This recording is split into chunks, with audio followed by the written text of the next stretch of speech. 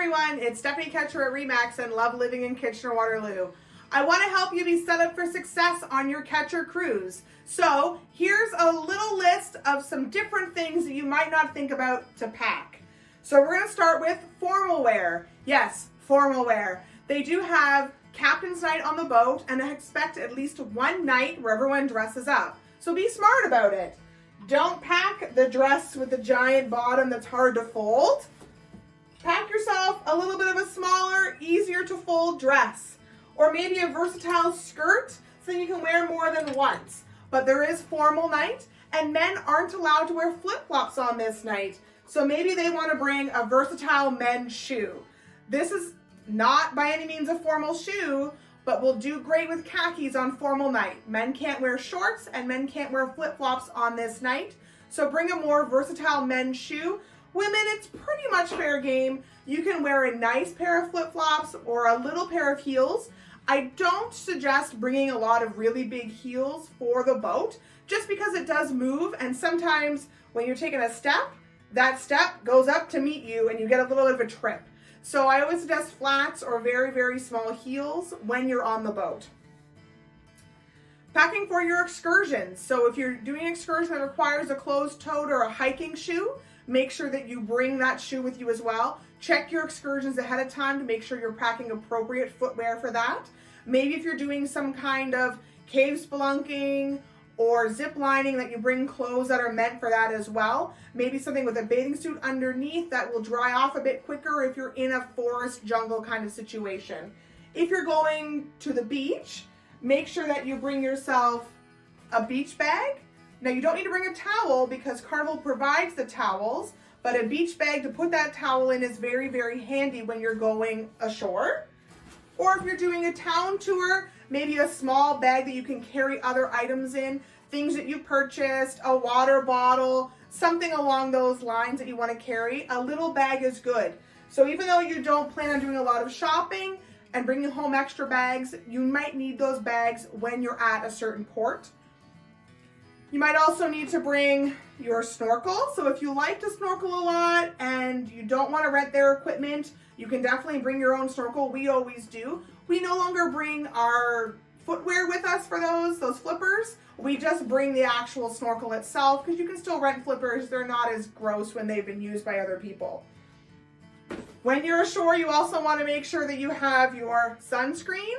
Believe me, a lot of these sunshine ports are pretty much 3 miles from the sun, so you may also want to get some aloe to bring with you. So sunscreen and aloe are very, very important when we're on those beachy ports. Now, if you want to have a couple drinks on the boat, maybe a booze bladder that we bought at Adventure Guide here in town is a good one to bring.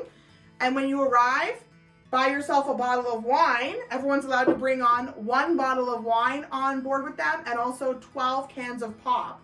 So if you want to make your own drinks, you can definitely do that when you bring your own items. Be aware, when you bring a bottle of wine with you to dinner, they will charge you a fee to uncork it. But if you bring a glass of wine already poured, they don't. So those are something to keep in mind when you bring wine on board. Have a watch with you. It's good to know the time. Maybe you always use your phone for a watch, but if you plan on putting your phone down and not using it, you need a watch to know what time events are happening, what time dinner is, and when to be back on board of that ship. So bring a watch with you. There's a clothesline in the bathroom.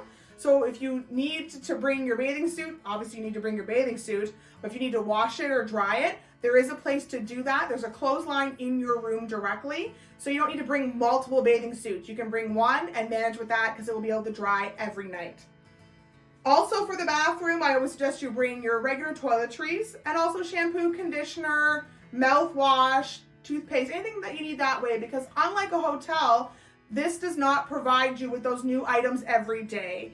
They do have like a pump for shampoo and body wash. It's not the best, so I do suggest you bring enough for yourself.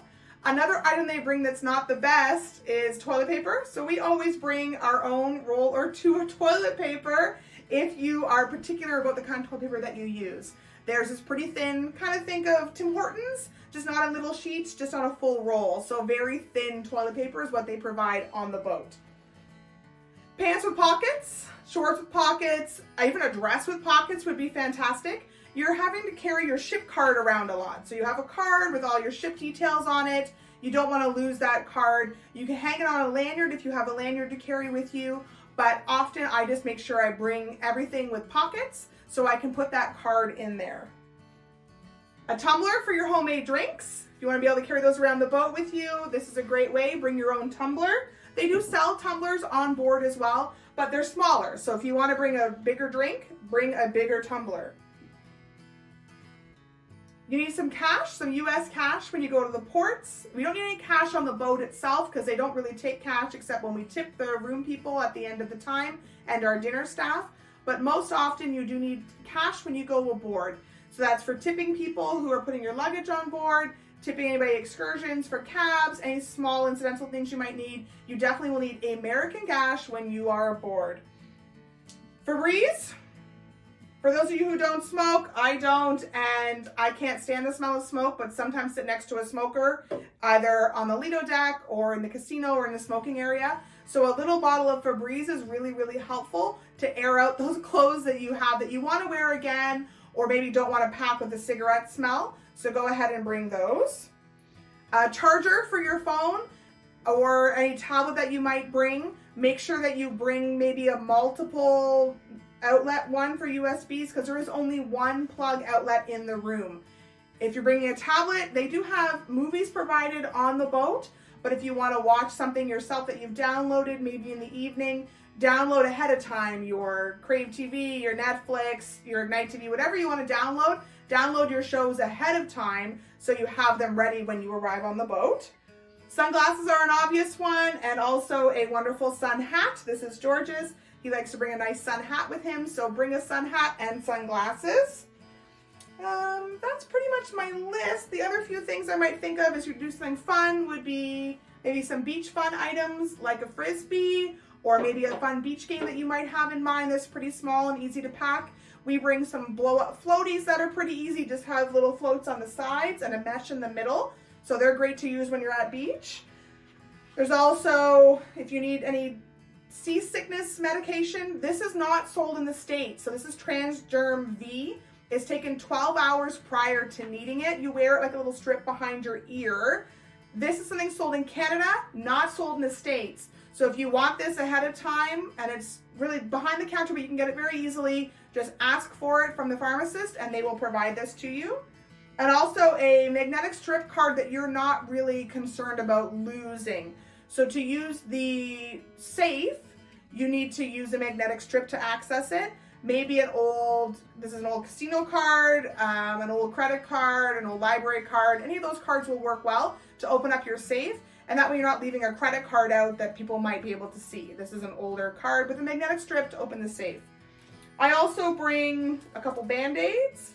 Now, Band-Aids are two-purpose, obviously. If you need them for your shoes, that's fantastic.